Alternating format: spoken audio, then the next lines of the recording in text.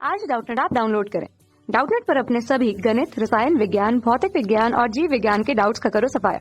बस प्रश्न की फोटो खींचो, एक ही प्रश्न को क्रॉप करो और तुरंत वीडियो सोल्यूशन पाओ। अभी डाउनलोड करें। हेलो स्टूडेंट्स, प्रश्न है डीएनए अंगुली छापी तकनीक के विभिन्न चरणों को सही क्रम में व्यवस्थित करें। तो स्टूडेंट यहाँ पर हमारे पास चरण दिए हुए हैं अलग अलग, तो स्टूडेंट इन्हें सही क्रम में व्यवस्थित करना है।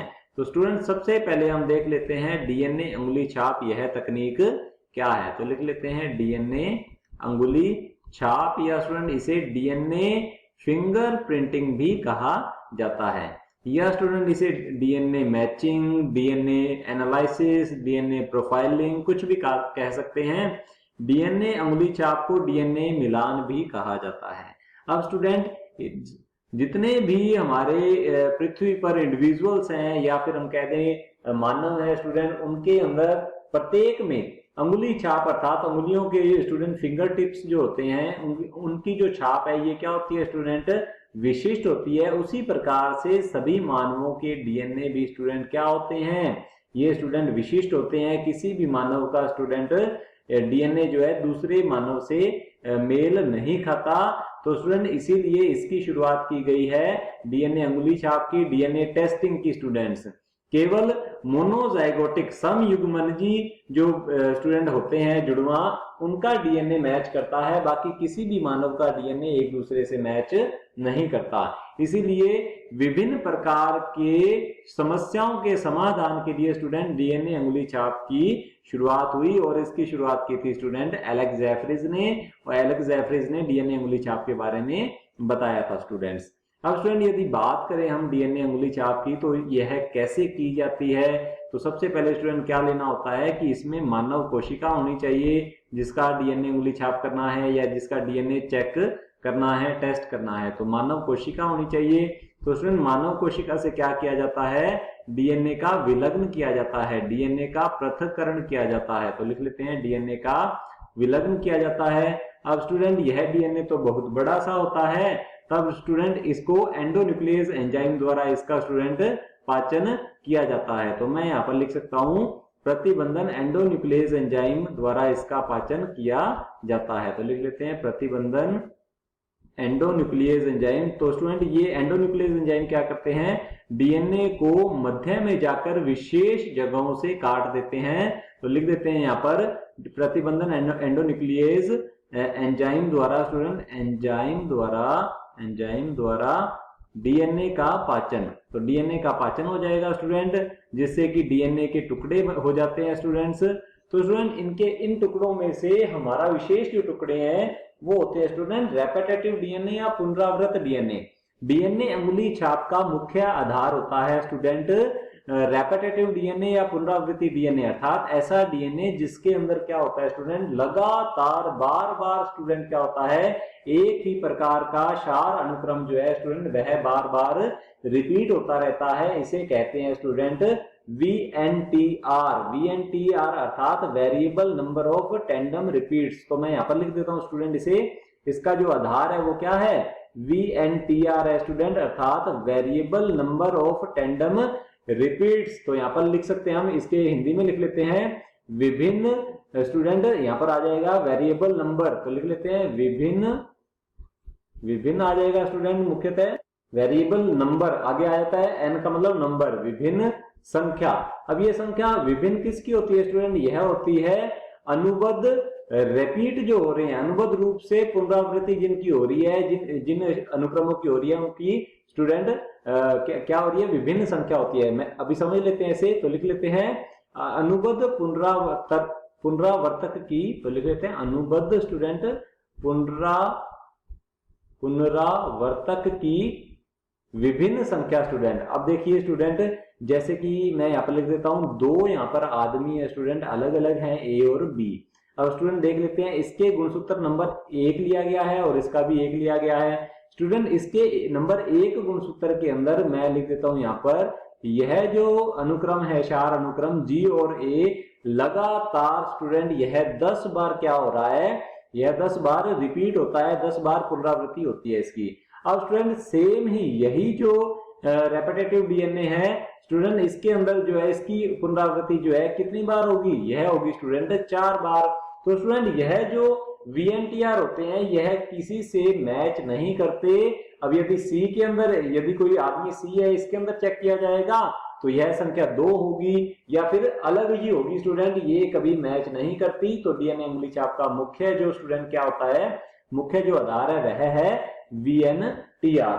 अब स्टूडेंट देखते हैं आगे की ओर, प्रतिबंधन एंडोन्यूक्लियस एंजाइम द्वारा डीएनए का पाचन कर लिया जाता है। अब स्टूडेंट डीएनए के खंडों को एगारोज जेल इलेक्ट्रोफोरेसिस के द्वारा अलग किया जाता है, पृथक पृथक किया जाता है। तो हम यहाँ लिख लेते हैं आगे की ओर क्या किया जाएगा स्टूडेंट्स, एगारोज जेल इलेक्ट्रोफोरेसिस द्वारा, एगारोज जेल इलेक्ट्रोफोरेसिस या इसे हिंदी में कहते हैं एगारोज जेल वैद्युत कण संचलन। तो लिख लेते हैं जेल इलेक्ट्रोफोरेसिस द्वारा स्टूडेंट क्या किया जाता है, फोरेसिस द्वारा डीएनए खंडों का पृथक्करण द्वारा स्टूडेंट द्वारा डीएनए खंडों का पृथक्करण या सेपरेशन स्टूडेंट किया जाता है, इसे अलग अलग करते हैं।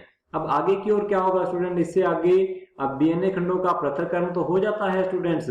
अब स्टूडेंट आगे की ओर इन डीएनए खंडों को विकृतीकरण किया जाता है, अर्थात ये जो डबल स्टैंडर्ड या द्विसूत्री होते हैं इन्हें स्टूडेंट एक सूत्री कर लिया जाता है।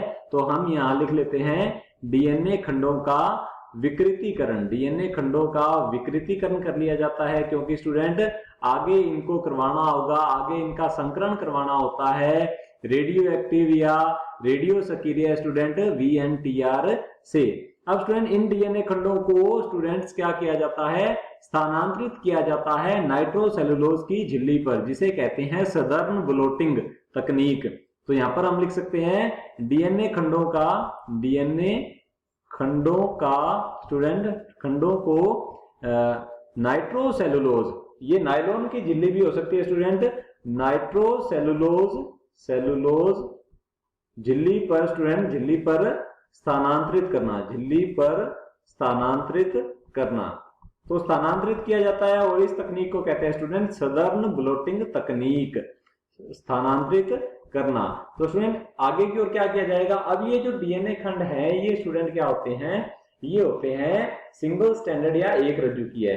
अब इस झिल्ली को स्टूडेंट जब क्या होता है नाइट्रोसेलुलोज या नायलॉन की झिल्ली पर ये डीएनए खंड आ जाते हैं, तब इस झिल्ली को रेडियो एक्टिव VNTR जो होता है स्टूडेंट उसके गोल में डुबोया जाता है। तो लिख लेते हैं रेडियो सक्रिय VNTR, रेडियो सक्रिय VNTR स्टूडेंट क्या होगा, ये क्या होता है रेडियो सक्रिय VNTR स्टूडेंट, यह भी एक सिंगल स्टैंडर्ड या एक सूत्रीय डीएनए होता है जिसे कि रेडियो एक्टिव किया होता है। तो क्या किया जाएगा, यह जो प्रोब होता है, प्रोब अर्थात खोजी होते हैं स्टूडेंट, यह तो देख लेते हैं स्टूडेंट, तो यह क्या होता है रेडियो सक्रिय VNTR या स्टूडेंट इसे प्रोब कहा जाता है। इससे क्या करवाया जाता है, संकरण करवाएंगे। तो प्रोब से संकरण करवाया जाता है, और ये संकरण किस में होगा स्टूडेंट, ये भी स्टूडेंट क्या है एक सूत्री है, और यहाँ पर डीएनए जो खंड है ये भी क्या होते हैं एक सूत्री होते हैं स्टूडेंट, इन दोनों में संकरण हो जाएगा। और स्टूडेंट तब क्या होगा, अब जहां जहां संकरण हुआ होता है उसका पता लगाना है, तो इसका पता लगाया जाता है ऑटो रेडियोग्राफी से। तो लिख लेते हैं स्टूडेंट ऑटो रेडियोग्राफी से, ऑटो रेडियोग्राफी द्वारा स्टूडेंट ग्राफी द्वारा संकरित डीएनए खंडों का पता लगाया जाता है। तो लिख लेते हैं संकरित डीएनए खंडों का पता लगाना, डीएनए खंडों का पता लगाना स्टूडेंट्स, पता लगाना।